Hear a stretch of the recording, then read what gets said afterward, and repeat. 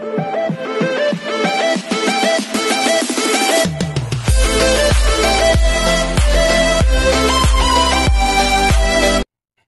this is Kijmo Vlogs, a Filipino actor based here in Kingdom of Saudi Arabia, and welcome back to my channel. Agad-agad, si Laya Fur. Taga-Misamis pala si Laya Fur. Akala ko Zamboanga. So gagawa natin ng reaction video ang kanyang atake for today's video. Tapos na si Arabel. Siya yung pangalawa. So without further ado, let's start this reaction video. Go! Ito na ang Birit Teen Queen ng Misamis Birit Oriental, Teen Queen. Lea Fur Deloso. Ito ang round 6, isa, laban sa lahat. Let the clash begin! Round 6, isa laban sa lahat. Ang pakiramdam ko po dahil po nakapasok po ako ng top 5. Grabe po, ang saya. Sobra. Ang The Clash 2025 Final 5, Lea Fur. Nung nag-audition po ako, hindi ko po naisip na Bata pa niya talaga, no? Ganito kalayo. Kada salang ko po, yung iniisip ko lang maging successful yung kanta ko. Pero hindi ko po naisip na makakapasok ako sa next round, ganon. Hanggang ngayon po, hindi ko po naiisip na ako yung magcha-champion. Ay, talaga ba? Pero magaling siya ha, nabibigla ako sa kanya. Ma-share ko sa iba yung talent ko, ganon. Para sa supporters ko, iba pangako ko sa inyo na ilalaban ko to hanggang dulo. Go, atake.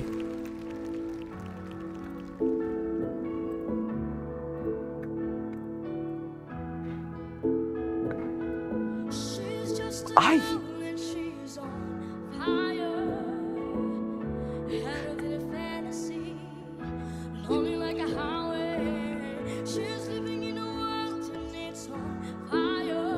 Ay, grabe buong buo yung boses niya.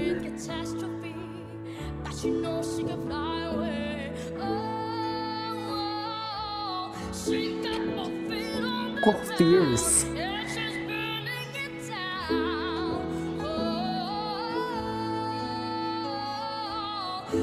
Okay, kalma lang.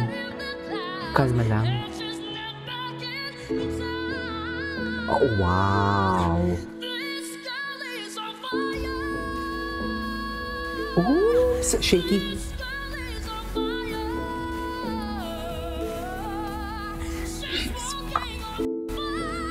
Wow, wait a minute. Grabe, gigil na gigil siya, mami. Gigil na gigil siya.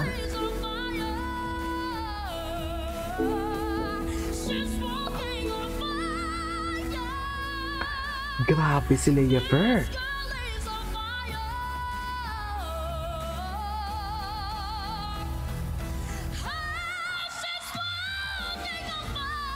Oh my God.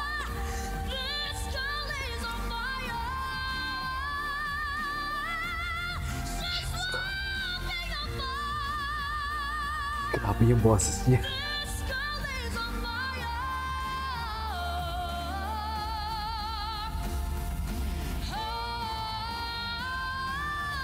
Placement. Placement. Okay.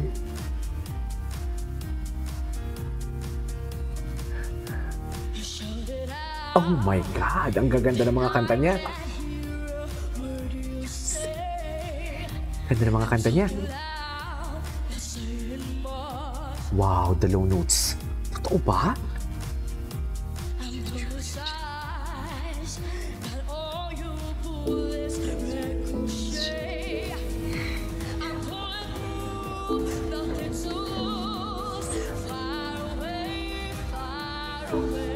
Grabe.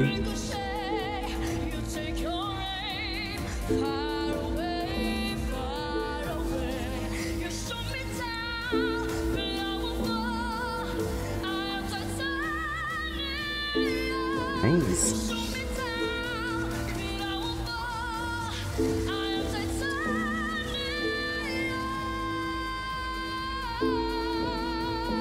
Wow.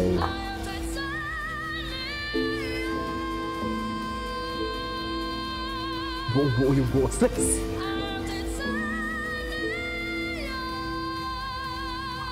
Grabe. Oh my God, nabitin ako. Totoo ba? Ay, ano nangyari for today's video? Kamusta? Girl on fire? Okay. How you feeling? Yes, Okay yun lang yun. naman po. Yun yun. Yun nga yun. Yun ang naramdaman ng lahat nandito sa Clash Arena. Siyempre, tatanungin natin ang ating Clash panel. Nako, talaga namang ikaw ay girl is on fire.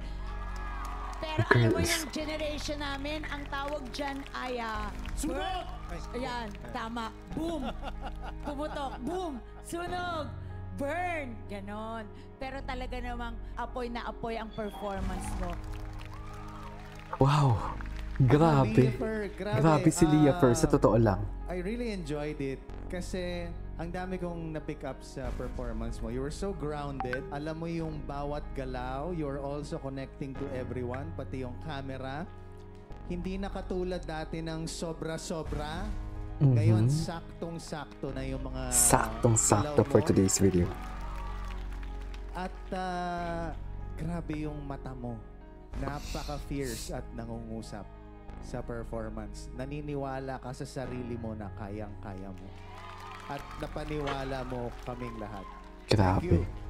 Thank you po. Ang lala ng boses niya. Agree ako doon. Sobrang Alam mo, lala. nakinig ka doon sa dati naming sinabi sa'yo. So we appreciate that. And also, I want to tell you that you really look so lovely and your performance, parang you really want to tell us and you want to prove to us na talagang titanium, guys. One of those elemento na napakatibay. So pinaprove mo sa amin na matibay ka. Kaya hanggang ngayon nakarating ka sa posisyon na ito. So, congratulations and we love your performance. Thank you po. Thank you, judges. Thank you, Leah Fer. Mute pala ako. That is our for today's video from Leah Fer. Actually, for me kung akong papipiliin, my God, ang hirap.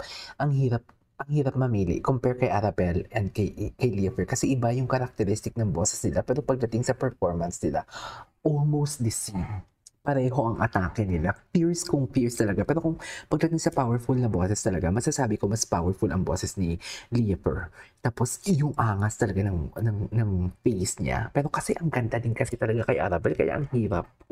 Sobrang hirap magsalita talaga kung sinong which is which yung pinakamagaling sa kanila. Anyways, hindi pa naman tayo tapos. Without further ado, continue natin to sa next.